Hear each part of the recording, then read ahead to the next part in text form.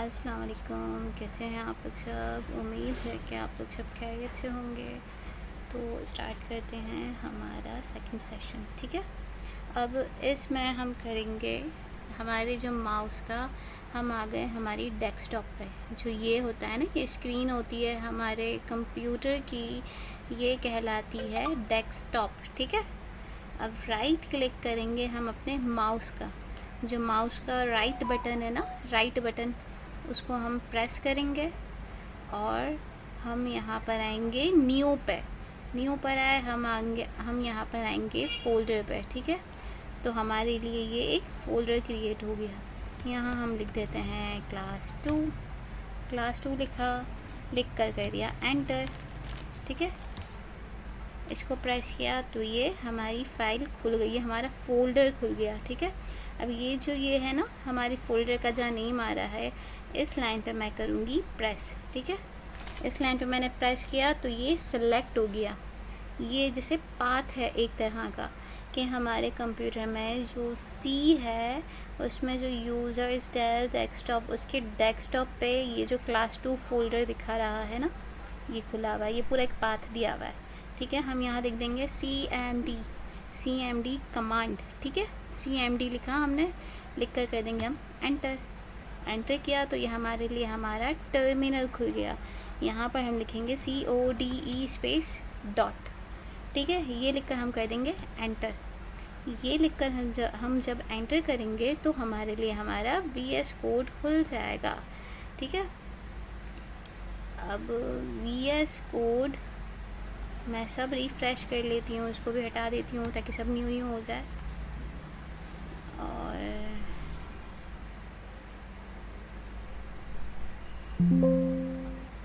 Don't see.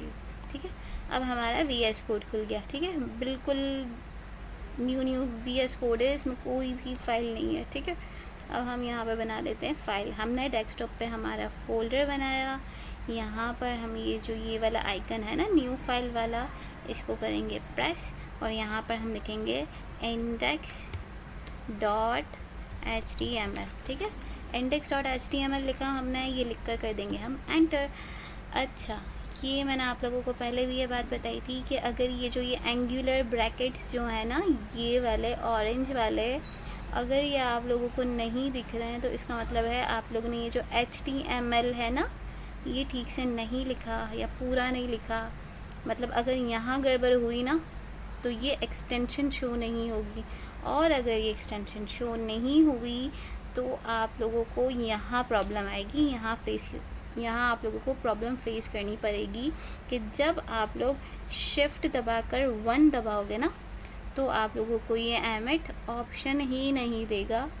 ये जो option आ रहा है ना एक्सक्लेमेशन मार्क वाला, ये ऑप्शन नहीं देगा और फिर आप लोग परेशान हो जाओगे कि कोड क्यों रन नहीं कर रहा, क्योंकि ये सारी प्रॉब्लम्स आती हैं जिन्हें हमें नहीं पता होता कि क्यों आ रही है, क्यों ये ऑप्शन नहीं दे रहा, और फिर हम पैनिक हो जाते हैं कि हमें अब क्या पूरा जो बॉयलर प्लेट कोड है वो लिखना पड़ेगा। बॉयलर प्लेट कोड क्या है? ठीक है, जो मैंने पिछली क्लास में बताया था, शिफ्ट दबा के हम 1 प्रेस करेंगे और फिर करेंगे हम एंटर, तो ये हमारे लिए आ गया हमारा बॉयलर प्लेट कोड। अच्छा, ये आइकन है ना, इसको हम प्रेस करेंगे तो ये हमारी ये फाइल्स वाला ऑप्शन खुल गया, और इसको अगेन प्रेस करेंगे तो ये गायब हो गया। क्योंकि पहले मेरे साथ भी होता था कि मैं मतलब परेशान हो जाती थी कि अब मुझे दूसरी फाइल तक जाना है, मैं किस ऑप्शन पे जाऊँ। न्यू होता है, समझ नहीं आता, तो जो चीज़ें मुझे फेस करनी पड़ी वो मैं आप लोगों को भी बताती जाऊँ। अच्छा, टाइटल में हम लिख देते हैं HTML। ठीक है, टाइटल में हमने लिख दिया HTML, और बॉडी टैग, देखिए बॉडी टैग का ओपनिंग टैग है और ये क्लोजिंग टैग है। हमें अपने वेब पेज पे कुछ भी बनाना होगा, कुछ भी लिखना होगा, हम वो लिखेंगे बॉडी टैग के अंदर। ठीक है, अब हम ले लेते हैं H1। ठीक है, H1 लिया, हम करेंगे एंटर तो हमारे लिए ये H1 टैग आ गया। H1 टैग क्या है? H1 tag basically heading tag है। ठीक है, बेसिकली H1 एक हेडिंग टैग है। इसके अंदर मैं लिख देती हूँ हेलो वर्ल्ड। ठीक है, H1 लिखा, रन करती हूँ, कंट्रोल एस दबाया तो ये जो डॉट था हमारा यहाँ से हट गया, मतलब फाइल हमारी हो गई कंट्रोल एस से सेव। अब हम क्या करेंगे, ये जो index.html लिखा हुआ है ना यहाँ पे ऊपर, जो ये यहाँ लिखा हुआ है ना index.html, इस पर मैं लाके हमारा माउस इस पे लाऊंगी और हमारे माउस की जो राइट की है ना, सीधे हाथ वाली की, सीधे हाथ वाला बटन, उसको दबाऊंगी और मैं यहाँ पर आई कॉपी पाथ पे। ठीक है, कॉपी पाथ पे आई, मैंने कॉपी पाथ किया, मतलब इसका एड्रेस मैंने कॉपी किया। अब मैं इसको रन करूँगी,